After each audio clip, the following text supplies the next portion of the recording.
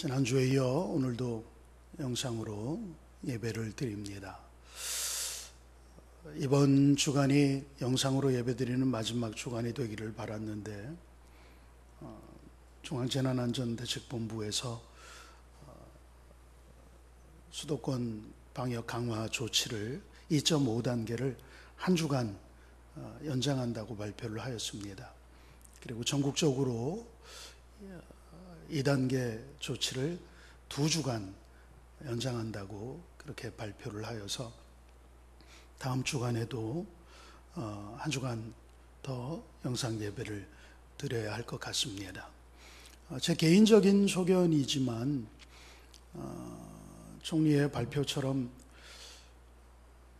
이 감염증 확산 양태가 조금 가라앉는다고 해서 이것을 해제하여 버리면 지난번에도 저희 한번 경험하지 않았습니까?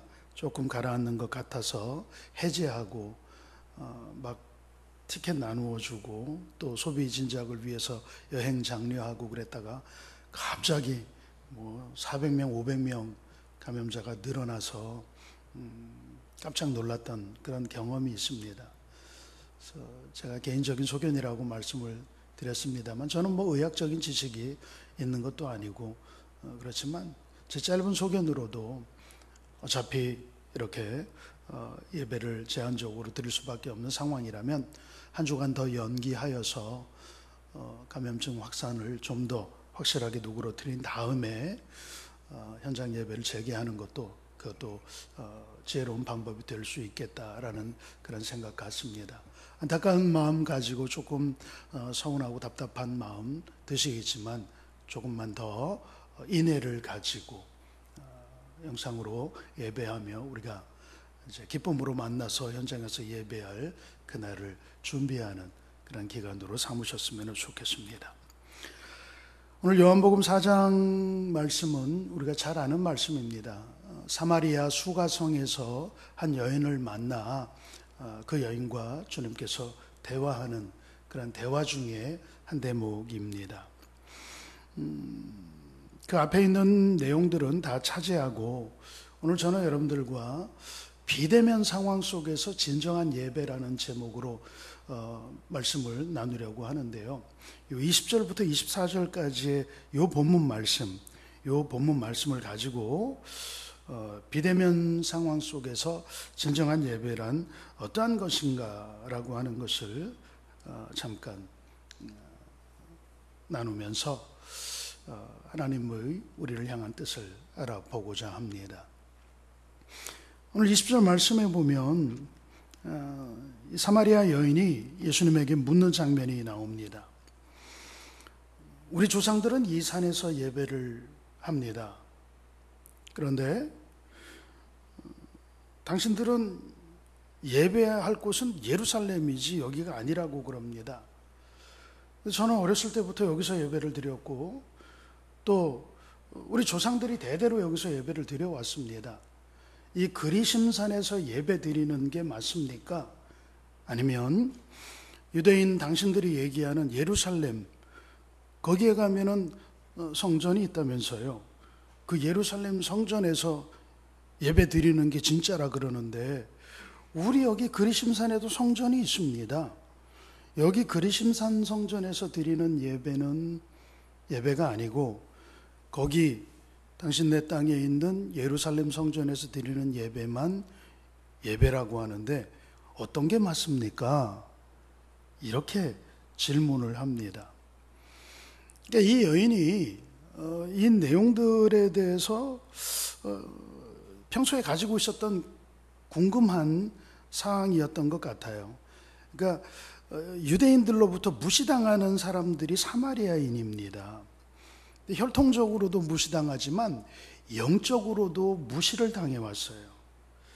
여러분들 이 배경을 잠깐 간략하게 말씀을 드리면 이스라엘이 통일왕국이었던 이스라엘이 남북으로 갈라지죠. 그래서 남쪽은 유다, 북쪽은 이스라엘, 남유다, 북이스라엘로 갈라지는데 북왕국이 먼저 무너집니다. 기원전 722년에 아수르라고 하는 나라에 의해서 나라가 멸망을 당해요. 그래서 아수르는 그 이스라엘 백성들을 다 포로로 끌고 갑니다. 그런데 뭐 이스라엘 땅에 살고 있는 모든 사람을 포로로 끌고 갈 수는 없잖아요. 그래서 남아있는 사람들이 있었어요. 근데 아수르의 정책은 유화 정책이라고 할까요? 혼민 정책이라고 할까요? 아수르 사람들을 이스라엘에 가서 살도록 아수르 사람들을 다 이주를 시킵니다. 그래서 그들이 섞여서 살면서 동화되도록. 그래서 포로로 끌려간 사람들은 아수르 땅에 가서 살고, 그리고 그 이스라엘 땅에 남아있던 사람들은 아스리아, 아수르 사람들이 와서 살면서 이게 혈통적으로 섞이게 됩니다. 그러니까 혼혈 민족이 되지요. 그리고 나중에 이제 바벨론이 패권을 가지게 된 다음에 고레스 왕이 이 바벨론은 또 정책을 달리하여서 포로로 끌고 와서 그렇게 할 필요 없다. 돌아가고 싶은 사람들은 다 돌아가라. 너네 고향으로 갈 사람들은 다 고향으로 돌아가라. 그냥 조공만 잘 바치면 된다. 그런 정책을 펼칩니다. 그래서 포로들이 다 돌아오게 되죠. 자, 바벨론 포로에 있다가 돌아와서 보니까 유대인도 아닌 것 같고 아수르인도 아닌 것 같고 이 혼혈인들이 있는데 보니까 그런 일들이 있었구나. 그래서 조금 거리를 두게 됩니다. 조금 격을 두게 되는데 에스라서 4장에 보면 이런 기사가 나와요. 성전이 다 무너져서 성전 제사를 그리워하며 바벨론에서 견디고 돌아왔는데 성전이 없습니다. 그래서 지난 시간에 살펴본 것처럼 한 2년 동안은 바벨론에서 말씀 중심으로 예배했던 것처럼 그렇게 예배를 드리다가 학개 선지자에게 하나님께서 성전을 짓도록 명령을 내리고 성전 없이 2년 동안 예배하며 무너졌던 그 신앙을 회복하고자 성전을 재건합니다. 그게 제2성전 스룹바벨 성전인데 이 성전을 지을 때에 사마리아인들이 와서 우리도 같이 돕겠다고 같이 성전을 건축하겠다고 이야기를 하자 유대인들이 너희들은 부정하니까 너희들은 성전 건축에 함께할 수 없어.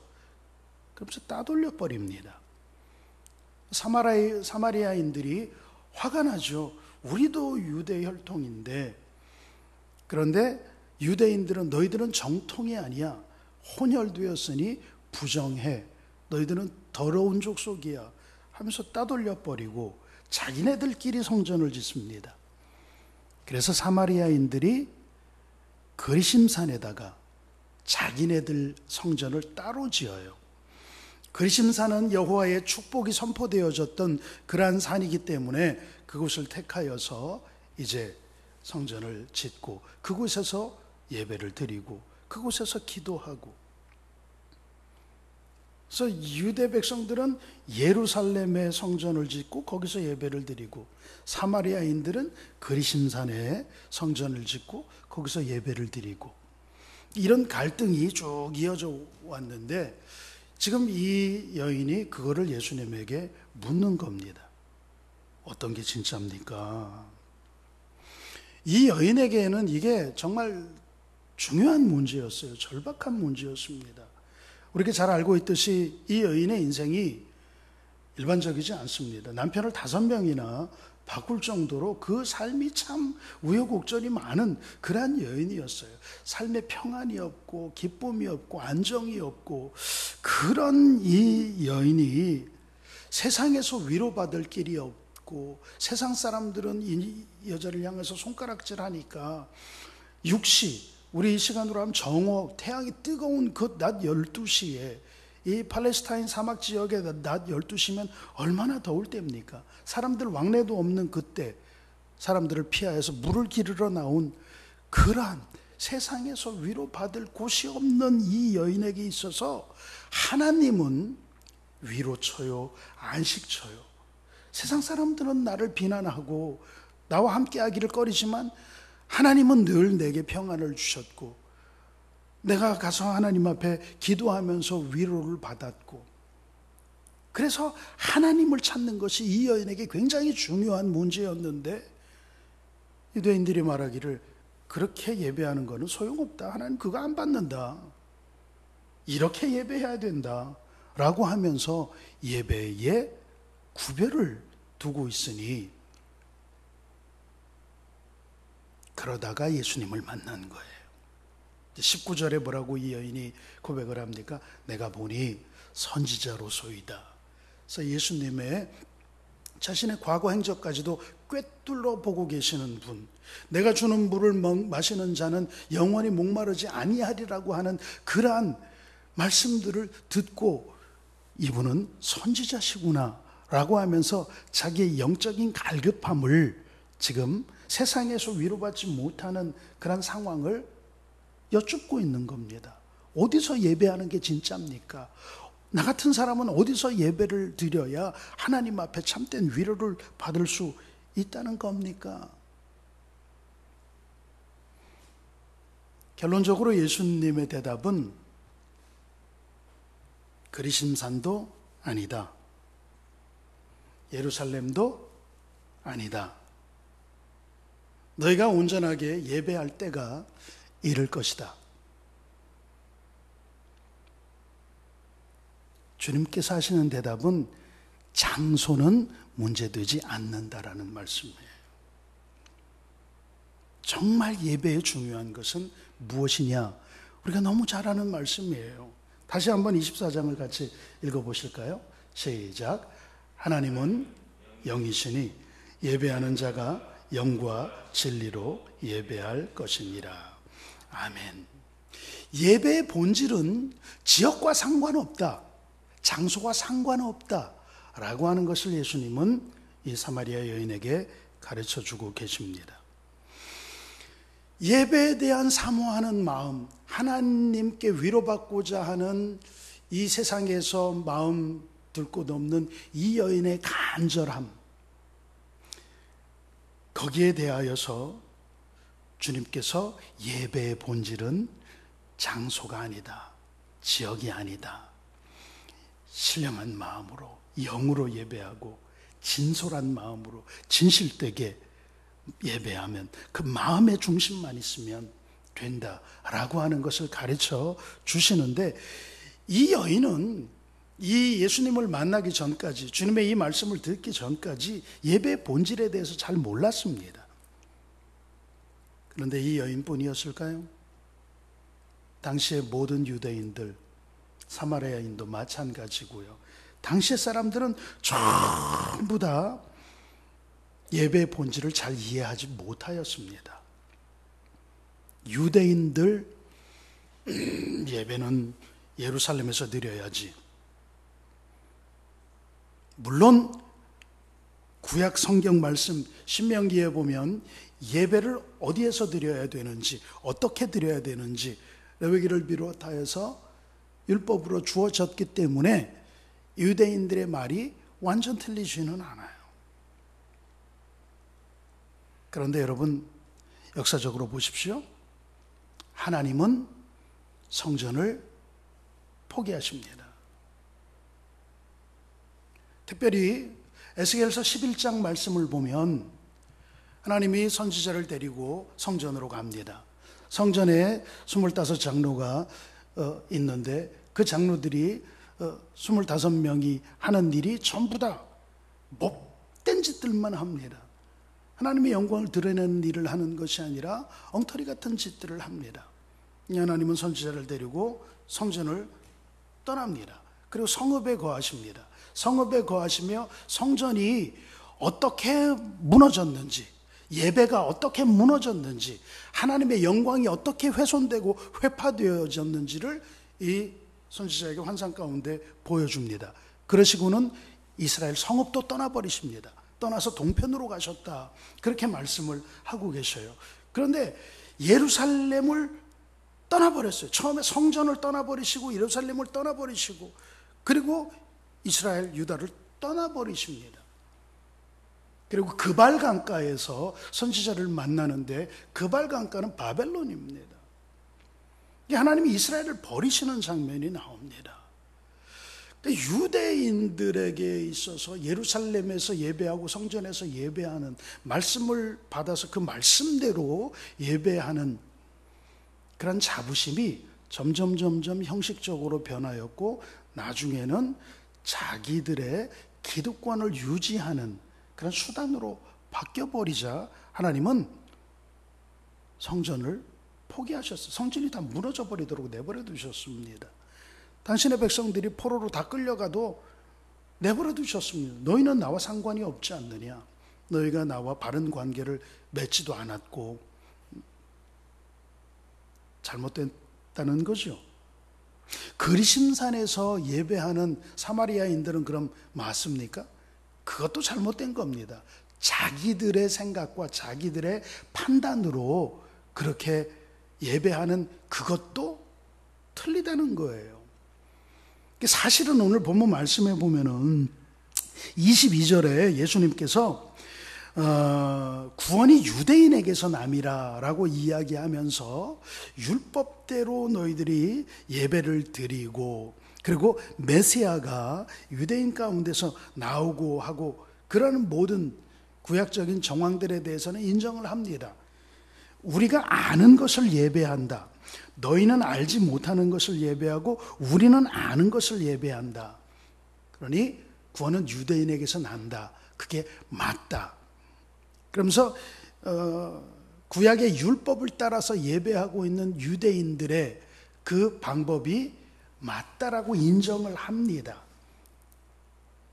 그러나 그것은 아버지의 뜻대로 예배할 때에 맞는 것이지 변질된 예배까지 맞다고 이야기하는 것은 아니죠.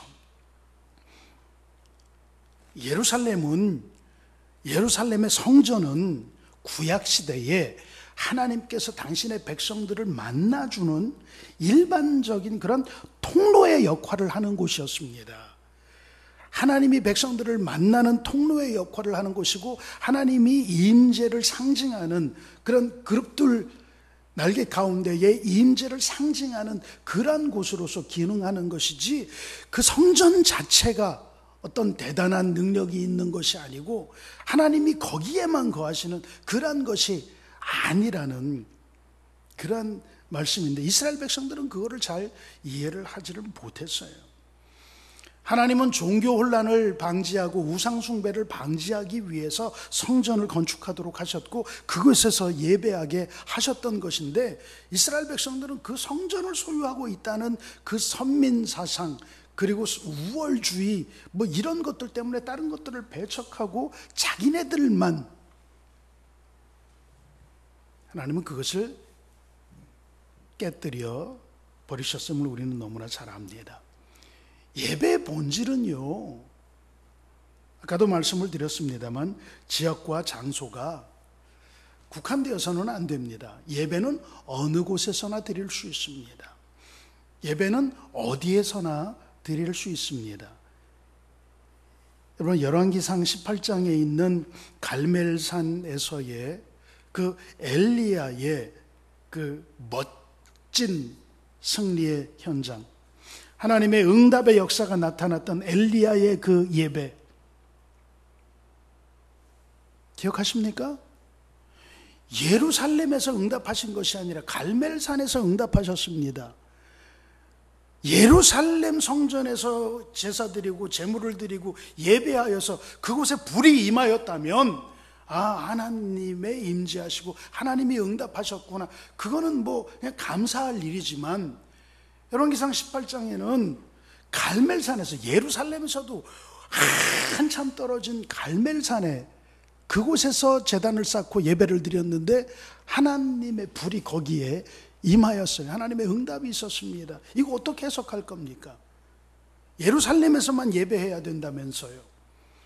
갈멜산에서 예배했는데 하나님이 응답하신 것은 뭐라고 해석하겠습니까?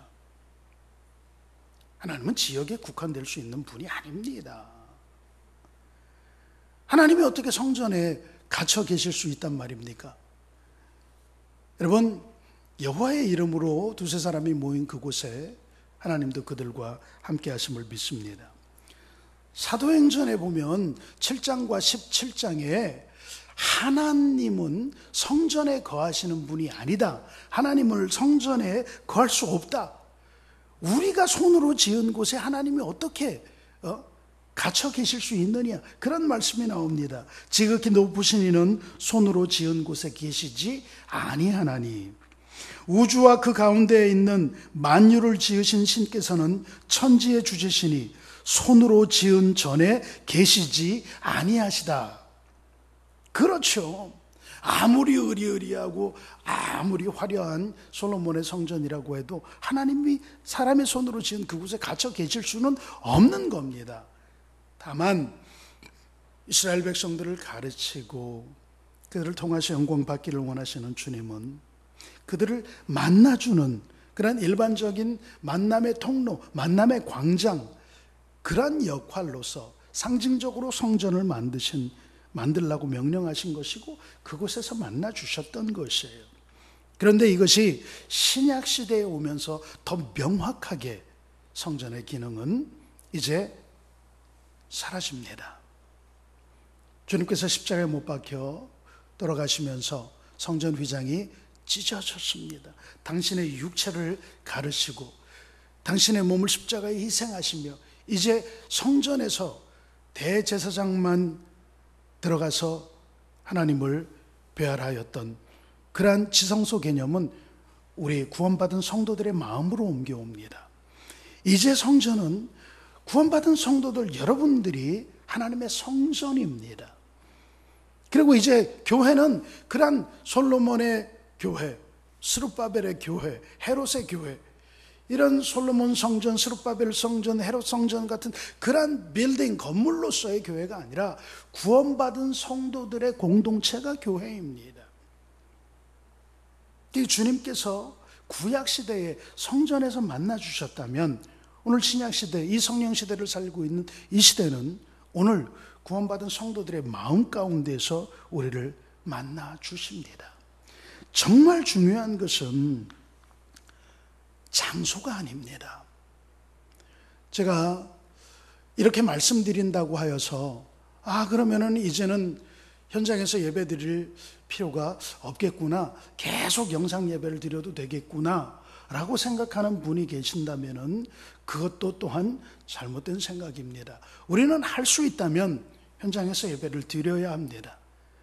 그러나 지금 같은 상황에서 현장 가서 예배하는 것이 이것이 위험을 품고 있고 또 다른 사람들에게 우려와 걱정과 염려, 심지어는 분노를 일으키는 그런 것이라면 우리가 잠시 영상으로 예배를 할 수 있다. 비상의 상황을 여러분들에게 말씀을 드리는 겁니다. 다니엘은 여러분들이 잘 아는 것처럼 포로로 끌려갑니다. 느부갓네살을 신으로 섬기라고 할 정도로 여호와 신앙을 준수하지 못하는 그런 상황에서 다니엘은 어떻게 예배를 드렸습니까? 성전 예배, 우리가 지금 이야기한 대면 예배, 현장 예배 불가능합니다.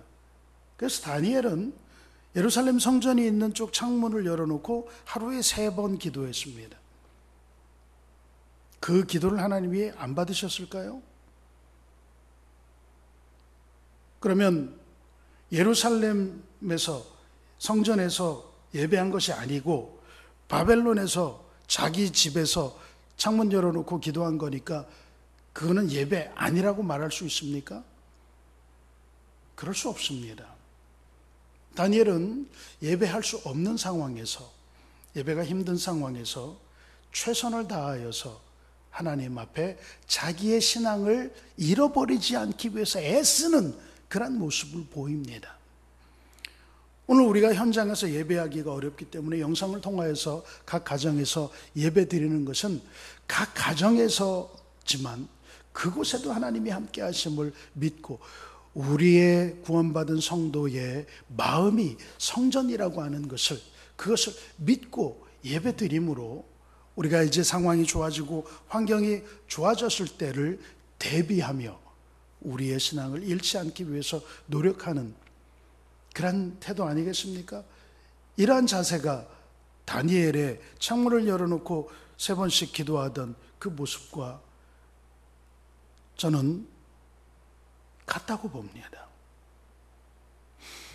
지금은 언택트, 비대면 상황이지만, 그러나 이 언택트 비대면 상황 속에서 진정한 예배를 예배당에서만 드리는 것이 진정한 예배다라고 주장하는 데에도 참 많은 무리는 있습니다.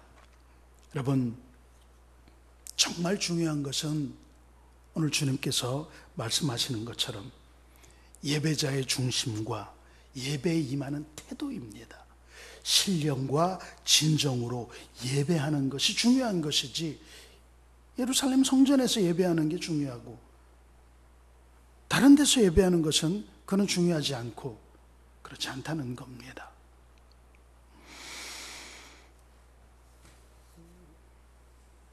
영상으로 예배를 드리는 것은 예배가 아니다라고 이야기하는 분들에게 제가 조심스럽게 드리고 싶은 말씀이 있습니다.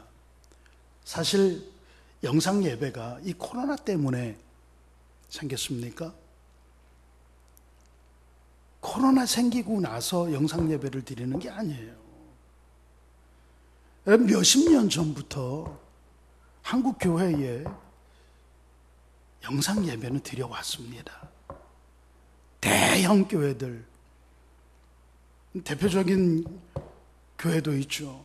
지교회, 지성전 뭐 이런 거 만들어 놓고 예배는 본교회에서 드리고 위성으로 그거 중계해 주고, 지성전이라고 하는 곳에서는 스크린 내려놓고 거기서 영상으로 예배 드리고, 내 성도 뺏기지 않겠다, 내 교인 뺏기지 않겠다, 뭐 그런 건지, 지성전은 뭐고 뭐 지교회는 뭐고 그런 건 뭔지 모르겠습니다. 따로 분리시키고 독립시키고 분가시키고 지역교회로 그러면은 되는데, 그냥 우리는 교회가 아무리 성장하여도 뭐 면목성일교회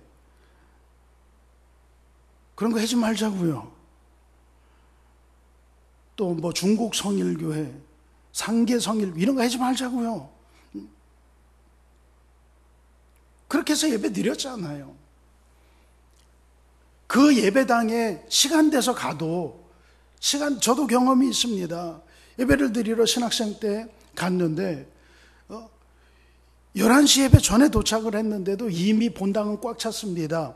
그래서 안내위원이 안내를 해주는데 조그마한 방으로, 그러니까 작은 소규모 예배실이 많이 있으니까요. 그곳으로 안내를 해서 들어갔는데 거기에도 사람들이 꽉 찼어요. 근데 그곳에서 본당에서 드리는 예배가 스크린으로, TV 화면으로 중계되어져 와서 그거 보고 예배 드렸던 기억도 있습니다. 여러분, 그러한 것들이 지금까지 진행되어져 올 때는 아무 말도 안 했습니다. 이미 영상 예배는 옛날부터 시작되었어요. 이 코로나 때문에 처음 생긴 게 아닙니다. 그러나 예배 드리는 장소가 중요한 게 아니라 예배 드리는 마음이 중요하다라고 그때는 그렇게 이야기하며 영상 예배를 유지해 오다가 이제 와서 현장 예배 드려야지, 대면 예배 드려야지, 뭐 목숨 걸고라도 예배를 지켜야지 라고 하면서 영상 예배를 부정하는 사람들, 그때는 그때고 지금은 다르다, 뭐 그런 태도인가 싶어서 조금 아쉬운 마음 없지 않아 있습니다. 말씀을 정리하려고 합니다. 태풍이 지나가면 많은 곳이 부러지고 깨지고 망가지고 혼란스러워지죠. 그러나 그 혼란스러워진 이면에 정화되는 것들도 있습니다. 태풍이 지나가면 바닷물이 다 치면서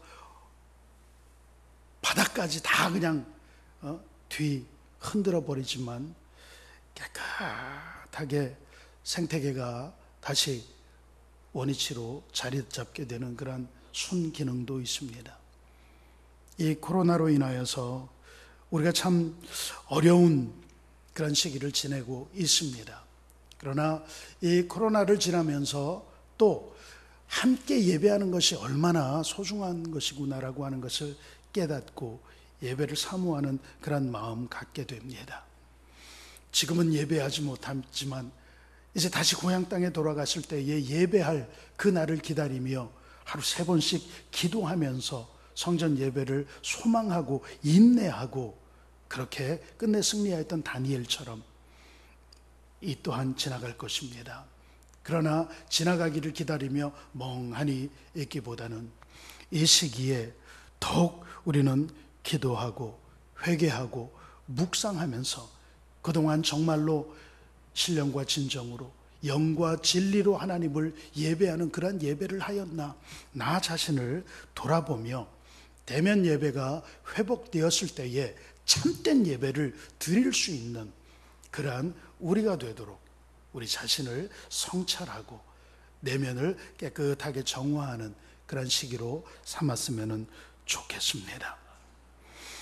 예수님께서 수가성 여인에게 예배의 장소가 아닌 신령과 진정을 강조하셨음을 기억하시고 우리의 몸을 거룩한 산 제사로 드리는 우리 성일교 성도들 다 되시기를, 예배를 구경하고 보는 것이 아니라 내 삶을 하나님 앞에 제사로 드리는 그런 성도들 되시기를 축복합니다. 기도하겠습니다.